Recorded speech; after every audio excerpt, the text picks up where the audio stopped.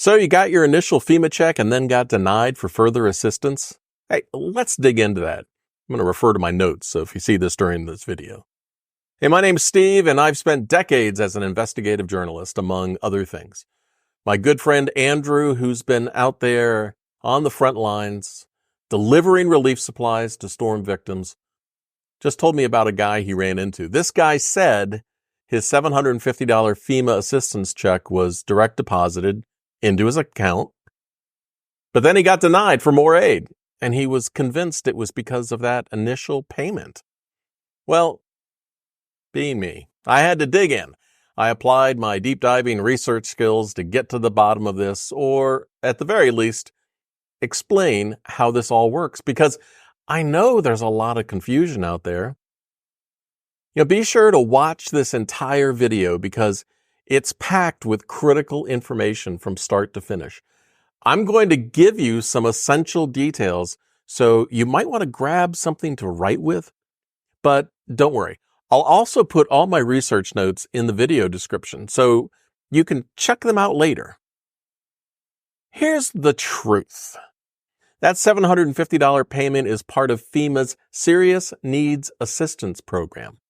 This program is completely separate from any other aid FEMA might provide. It's designed to help people cover emergency needs like food, water, baby formula, or medication right after a disaster. And here's something important. It's not alone, and it doesn't block you from getting additional help later. Think of it like this. The $750 is a first aid kit. It's there to help you get through those first chaotic days, but it doesn't mean you're done asking for help. The serious needs assistance is just the start. FEMA will keep reviewing your application to see if you qualify for other aid, like temporary housing or home repairs or replacing personal property. It's not tied to those programs. They're entirely separate. Now, I get it. The whole process can feel completely overwhelming.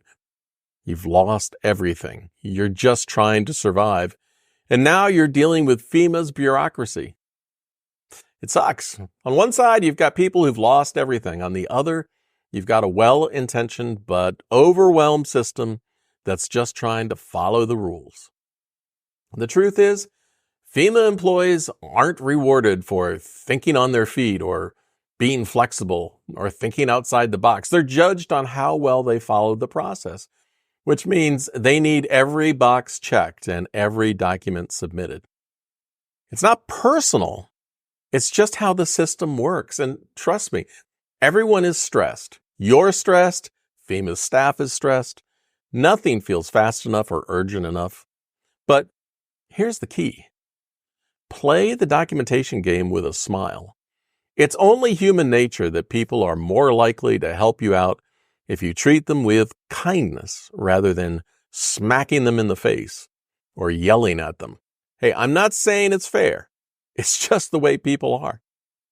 Be frustrated if you need to, but don't give up. Keep pushing and make sure your paperwork is in order.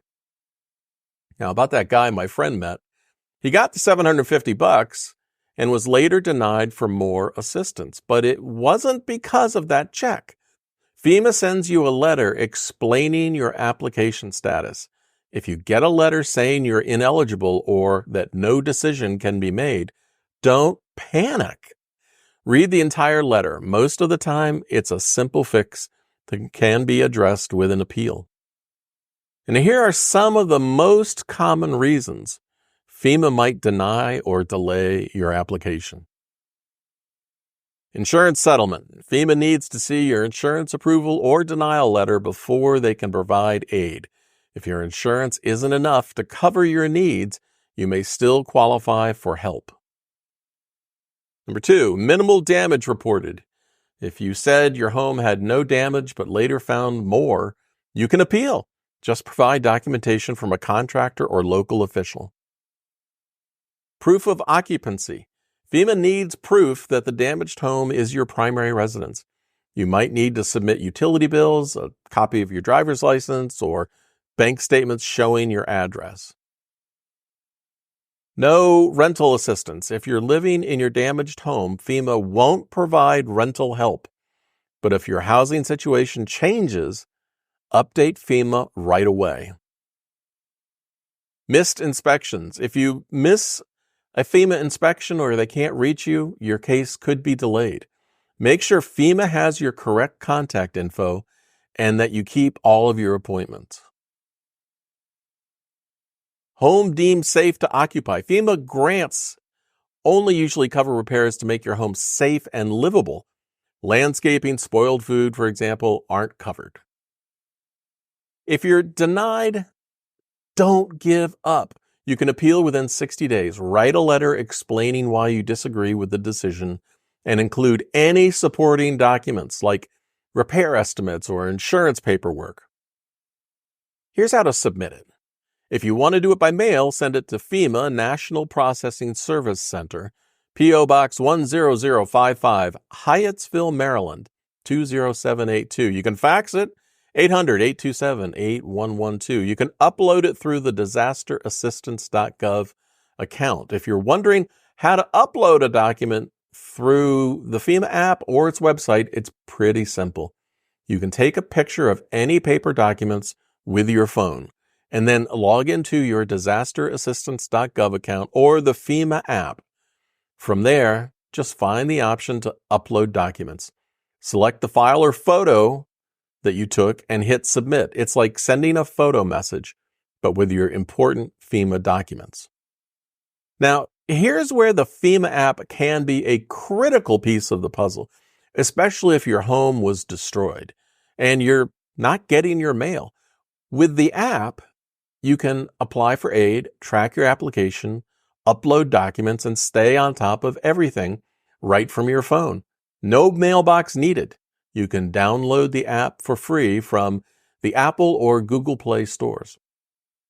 Look, I know the process can feel slow and frustrating, but the best way to get what you need is to stay organized, keep pushing forward with a smile, and make sure you submit all the documents FEMA asks for. It might feel impersonal, but the system runs on paperwork and persistence. So play the game with a smile and don't give up. I've spent a lot of time digging into these details to make sure you're getting the right info. And I've linked all of my research notes in the video description below. And hey, if there are any other rumors you've heard of or anything you're unsure about, drop them in the comments. I'll gladly spend time checking it out for you and get the real story. If this was helpful, boop that like button, subscribe, and check the description for all the FEMA resources I mentioned. Remember, it's all about staying organized and persistent. You've got this, and I'm here to help.